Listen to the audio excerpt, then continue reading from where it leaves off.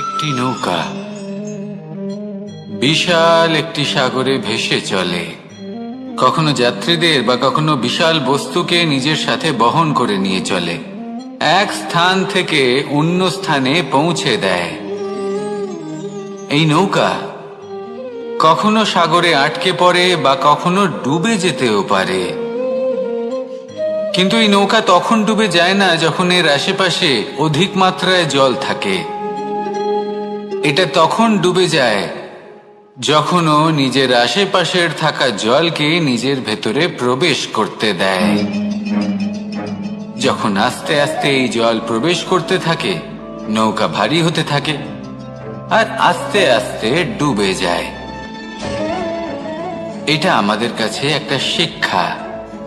হতেই পারে আমাদের এই সংসারে, আমাদের জীবনে আশেপাশে অনেক বেশি মাত্রায় নেতিবাচক শক্তি থাকবে, ঈর্ষা থাকবে, বিদ্বেষ, ঘৃণা বা ভয় থাকবে, কিন্তু মনের এই নৌকা শুধু তখনই ডুববে যখন আপনি এই নেতিবাচক শক্তিকে নিজের ভেতরে প্রবেশ করতে দেবেন।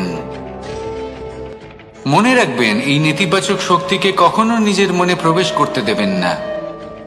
প্রবেশ করলেও তাহলে যেন সে সেখানে কোনো স্থান না পায়। শুধু এই বিষয়টা খেয়াল রাখলে আপনার মনের এই নৌকা জীবনের এই সাগরে সব সময় ভেসে থাকবে, আর এই মন প্রসন্ন হয়ে বলবে, রাধা রাধা।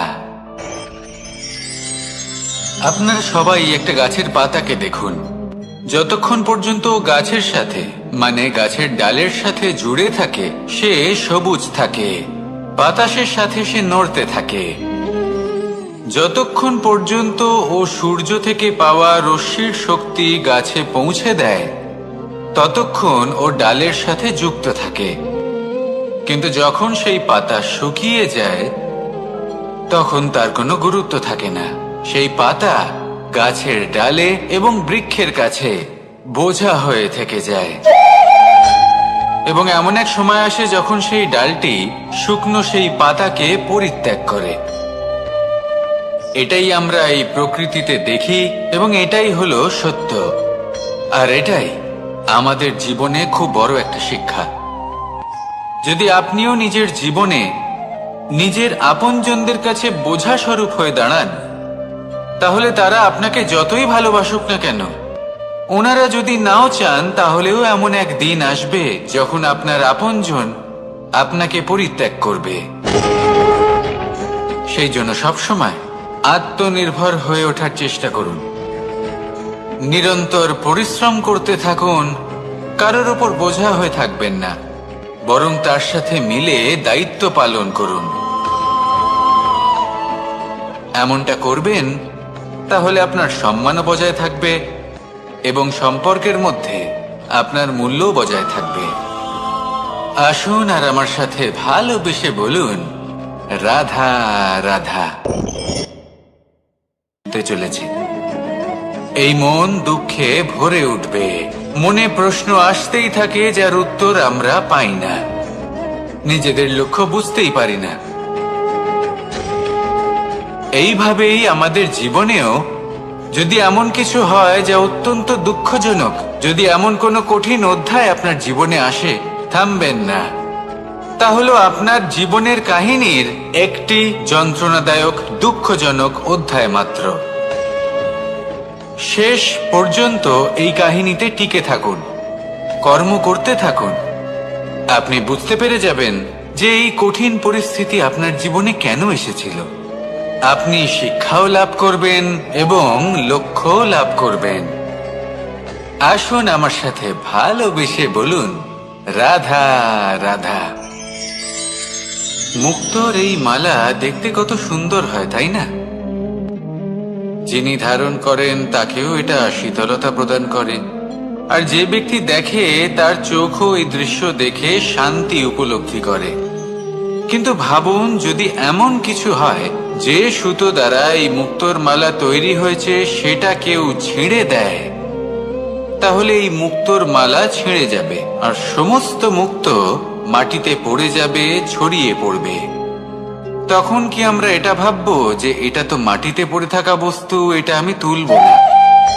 ভাববো না, তাই না? আমরা নিচু হয়ে একটা মুক্তো কুড়িয়ে নিই এবং আবার এদের সুতোর মধ্যে প্রবেশ করাই। কেন? কারণ এই মুক্তো হলো বহুমূল্য। এতে কোনো সন্দেহ নেই যে এই মুক্তো হলো বহুমূল্য।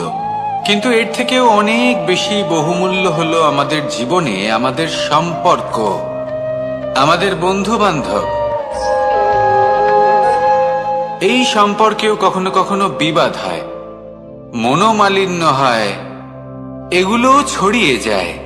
আর সেই সময় এই মুক্তোর মতোই নত হয়ে আমাদের এই সম্পর্কগুলিকে হাতে তুলতে হবে, এদের জুড়তে হবে, এদের আগলে রাখতে হবে, কারণ এদের থেকে বহুমূল্য আর কিছুই নেই।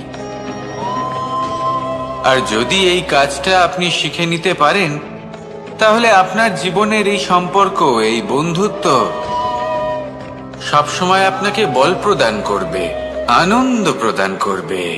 আর এই মন সুপ্রসন্ন হয়ে বলবে, রাধা রাধা। সুখ এবং দুঃখ এই দুই হলো আমাদের জীবনের অবশ্যম্ভাবী এবং গুরুত্বপূর্ণ অঙ্গ। আমাদের সকলের জীবনে কখনো সুখও আসে, আবার কখনো দুঃখও আসে। আমরা সবসময় ভাবি আমরা কিভাবে সুখ লাভ করব, কিভাবে আমরা দুঃখ থেকে দূরে থাকতে পারি। আর এই জীবনে যা কিছুই ঘটুক না কেন, সে সব কিছু আমরা সুখ এবং দুঃখের মাপদণ্ডে মেপে থাকি। এবার এখানে একটা ছোট্ট বিষয় আছে। এটা ভেবে দেখতে হবে যে কে আসলে সুখী ব্যক্তি। সুখী ব্যক্তি হলেন তিনি যিনি নিজের জীবনে নিজের কর্মের বিশ্লেষণ করে থাকেন, সেই বুঝে পদক্ষেপ নেন। উনি কি করতে চলেছেন সেটা উনি জানেন। আর যদি ওনার কোনো দোষ থাকে বা ভুল থাকে, তাহলে সেগুলো শুধরে নিয়ে এগিয়ে চলেন। সেই জন্য উনি সুখী হন। অন্যদিকে যে ব্যক্তি দুঃখী, তিনি কি করেন? তিনি নিজের উপর নয়, অন্যের উপর নিজের নজর রাখেন যে তিনি কি করছেন, কিভাবে কর্ম করছেন। ওনারা অন্যের নিন্দা করেন, অন্যের সাফল্য দেখে ঈর্ষা করেন, ক্রুদ্ধ হয়ে যান, ওনাদের বাধা দিতে চেষ্টা করেন। সেই জন্যই তো ওনারা দুঃখী হন। এই সংসারে এমন অনেক ব্যক্তি আছেন যারা এই কারণে দুঃখী নন যে তাদের জীবনে দুঃখ আছে। তারা এই কারণে দুঃখ পান কারণ অন্যের জীবন অনেক বেশি সুখের। দেখুন, শেষ পর্যন্ত আপনাকে নিজের কর্মের প্রতি মনোসংযোগ করতেই হবে, অন্যের প্রতি নয়। কারণ আপনার জীবনে আপনার কর্ম হলো এমন একটা জিনিস যা আপনার নিয়ন্ত্রণে আছে। নিরন্তর চেষ্টা করতে থাকুন, নিজের কর্মকে বুঝতে শিখুন, শুধরে নিন, নিজেকে শ্রেষ্ঠ করে তুলুন। তখন সাফল্য নিজে থেকে আপনার কাছে আসবে। আর এই মন প্রসন্ন হয়ে বলবে, রাধা রাধা। এই সংসারে এমন কোন আবেগ আছে যা সবসময় কটু বলে মনে হয়, কিন্তু সবার শেষে এটি সব থেকে বেশি মধুর উপলব্ধি প্রদান করে, সব থেকে বেশি মধুর অনুভূতি প্রদান করে। উত্তর পেলেন? পেলেন না? আপনাকে একটা উদাহরণ দিই। যখন মাতা সীতাকে অপহরণ করা হয়েছিল, তখন শ্রীরাম অপেক্ষা করেছিলেন 4 মাস পর্যন্ত। উনি খুঁজতে চেয়েছিলেন, কিন্তু উনি ওনার খোঁজ বন্ধ রেখেছিলেন। কল্পনা করে দেখুন ওনার কতটা যন্ত্রণা হয়েছিল। উনি শুধু অপেক্ষা করছিলেন, কারণ তখন বর্ষা ছিল। অনেক দিন পর্যন্ত সূর্যের আলো দেখা যায়নি। উনি জানতেন এরকম সময় বানর সেনার পক্ষে বনের মধ্যে পথ খোঁজা খুবই কঠিন কাজ হবে। সাগর পার করা অত্যন্ত কঠিন হয়ে দাঁড়াবে। তারা হয়তো বনের মধ্যে পথ হারিয়ে ফেলবে। উনি অপেক্ষা করলেন, আর এই অপেক্ষার ফল হিসেবে উনি কি লাভ করলেন? সাগরে সেতু নির্মাণ করলেন, এবং মাতা সীতাকে সসম্মানে আবার ফিরিয়ে আনলেন। যদি শ্রীরাম অপেক্ষা না করতেন তাহলে হয়তো এই সব কিছু কখনোই সম্ভব হতো না। এটাই হলো শক্তি ধৈর্যের। এটাই হলো আমাদের কাছে শিক্ষা। এই ধৈর্যই প্রত্যেকবার আমাদের অত্যন্ত কঠিন বলে মনে হয়। ধৈর্য ধরা অত্যন্ত কঠিন, কিন্তু অবশেষে এটাই সব থেকে শ্রেষ্ঠ ফল দান করে, সব থেকে মধুর উপলব্ধি, সব থেকে মধুর অনুভূতি প্রদান করে। তাই ধৈর্য ধরে থাকুন, সবকিছু শুভ হবে। আর তখন এই মন প্রফুল্ল হয়ে বলবে, রাধা রাধা।